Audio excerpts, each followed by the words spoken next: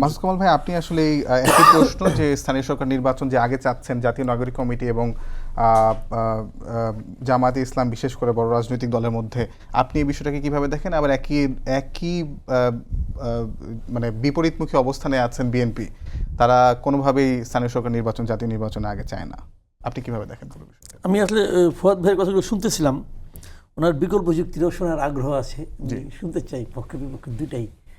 আর আমার নিজের একটা অবস্থান আছে এখানে, আমি কে কি চায় না চায়, বিএনপি কি চায় অথবা আপনার জামাত কি চায়, এটা নিয়ে আমি অতটা বদার নেই, কারণ সরকারও তো কিছু একটা চায়, সরকার কি চায় সেটাই হবে। তো আমার নিজের একটা অপিনিয়ন আছে। সরকারও উপদেষ্টা আসিফ মাহমুদও স্থানীয় সরকার নির্বাচন আগে যাচ্ছে। হ্যাঁ, সবারই একটা করে মতলব আছে। তো আমার একটা অপিনিয়ন আছে আর কি, আমি মনে করি স্থানীয় সরকার নির্বাচনটা আগে হওয়া উচিত। আমি মনে করি কেবল এবারই না, এবার এই যে অত কারণগুলি যে যুক্তিগুলি ফুয়াদ ভাই দিলেন, এর বিপরীত যুক্তিটা ওনার কাছ থেকে আমি শুনবো যে আসলে কী কারণে চাওয়া উচিত, কী কারণে না চাওয়া উচিত। বাট আমি মনে করি কেন চাওয়া উচিত সেটা আমি বলি।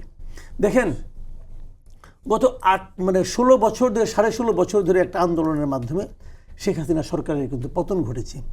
2014 যে নির্বাচনটা সকল বিরোধী দল বর্জন করলো। কেন বর্জন করলো? একটা কারণে বর্জন করেছে, তারা বলেছে যে আমরা একটা তত্ত্বাবধায়ক সরকারের অধীনে নির্বাচন চাই। ঠিক আছে, কেন তারা তত্ত্বাবধায়ক চাইলো? কেন চাইলো? তারা চাইলো এ কারণে যে তারা মনে করেছে যে তত্ত্বাবধায়ক সরকারের অধীনে নির্বাচন না হলে যে সরকার থাকে তারা নির্বাচনটাকে প্রভাবিত করতে পারে। জি। এবং সরকার প্রভাবিত করলে সেই নির্বাচনটা অবাধ ও সুষ্ঠু হয় না। আচ্ছা, নির্বাচন অবাধ ও সুষ্ঠু না হলে কার ক্ষতি হয় বলেন তো? জনগণের ক্ষতি হয়। কারণ জনগণ যাকে নির্বাচিত করতে চায় তাকে নির্বাচিত করতে পারে না। সরকার যাকে নির্বাচিত করতে চায় সে নির্বাচিত হয়ে যায়। তাহলে জনগণের স্বার্থে কিন্তু আমরা তত্ত্বাবধায়ক সরকারটা চেয়েছি। তত্ত্বাবধায়ক সরকারের কাজটা কি? একটা অবাধ এবং সুষ্ঠু নির্বাচন করা। তাহলে স্থানীয় সরকার যদি, এই নির্বাচনটা যদি একটা সরকারের, একটা দলীয় সরকারের অধীনে হয়, তো সেই নির্বাচনে কি আপনার একই রকম প্রভাব বিস্তার হবে না? হবে তো হবে। তাহলে আমি অর্ধেক নির্বাচন চাচ্ছি, জাতীয় নির্বাচন চাচ্ছি তত্ত্বাবধায়ক সরকারের অধীনে, আর স্থানীয় সরকার নির্বাচন চাচ্ছি দলীয় সরকারের অধীনে, এটা তো ভাই স্ববিরোধী।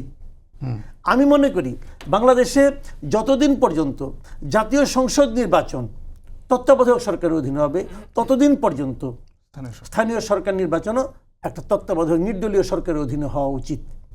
তাহলেই আমরা আমাদের জনপ্রতিনিধি অথবা উন্নয়নের প্রতিনিধি অথবা স্থানীয় সরকার আমরা নিরপেক্ষ এবং যথাযথ পেতে পারবো, এছাড়া সম্ভব না। এখন বিএনপি বলছে, তারা যেমন আপনি একজনের মন্তব্য বলেন শুরুতেই, জীবন থাকতে স্থানীয় সরকার নির্বাচন হতে উনি দেবেন না। ভাই কেন দেবেন না? বিএনপির নেতাদের প্রত্যেক দিনের এই বক্তব্যগুলো আমি পড়ি, এ পর্যন্ত কোনো একজন নেতার মুখে আমি জানতে পারি নাই ওনারা কেন স্থানীয় সরকার নির্বাচন আগে হতে দেবেন না। কারণটা কি? মানে একটা লজিক তো থাকবে, লজিকটা কি কেউ বলে না।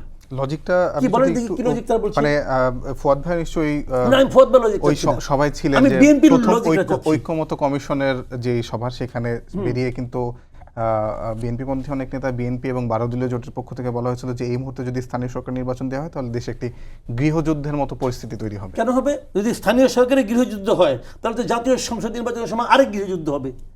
সমস্যাটা কি? বরঞ্চ আমি তো মনে করি এটা যদি কম গুরুত্বপূর্ণ হয়, এটা হয়ে যাক। এটা হলে কি হবে? এই ইলেকশন কমিশনের সক্ষমতাটা একবার প্রমাণ হবে।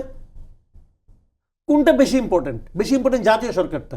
তো এই ইলেকশন কমিশন যদি আপনি নির্বাচনটা করতে দেন, যদি তারা ভালোভাবে করতে পারে তাহলে আমরা বুঝতে পারবো এরা করতে পারবে। আর যদি ভালোভাবে করতে না পারে তখন আমরা বলবো এরা তো এই নির্বাচনই করতে পারে না, তাহলে বড়টা কেমন কেন করবে? এটা সরকারেরও একটা টেস্ট কেস হবে, দুজনের একটা টেস্ট কেস হবে। একটা টুর্নামেন্টে যখন যায় একটা দল কি করে? প্রথম কিন্তু একটা ছোট ম্যাচ খেলে, একটা মানে গা গরম। এটা গা গরম হোক না, অসুবিধাটা কি? নির্বাচন কমিশন তো বলে নেই পারবো না, তারা তো বলছে তারা জুন জুলাই পারবে। সমস্যাটা কি? সব দেওয়ার দরকার নেই, আপনার অনেক বড় নির্বাচন হয়ে যাবে। ঠিক আছে, আপনি ইউপি নির্বাচনগুলোতে এখন বাতিল করা হয়নি, ইউপিতে এখন আছে, তা আপনি সিটি কর্পোরেশন দেন, আপনি পৌরসভা দেন, এটা দিয়ে তারপরে আপনি দেখেন। আমার কথা হলো কি, এখন পর্যন্ত তারা লজিকটা দেখাতে পারে নাই যে কেন তারা চায় না।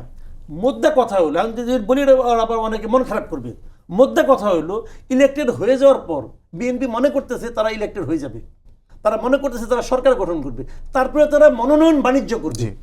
That is the main cause. আমি মনে করি আমি একজন সাধারণ পাবলিক হিসেবে মনে করি এটা একটা ধান্দা আছে রে ভাই। এই ধান্দার বাইরে তারা এখনো যাইতে পারে নাই, ভেরি আনফর্চুনেট।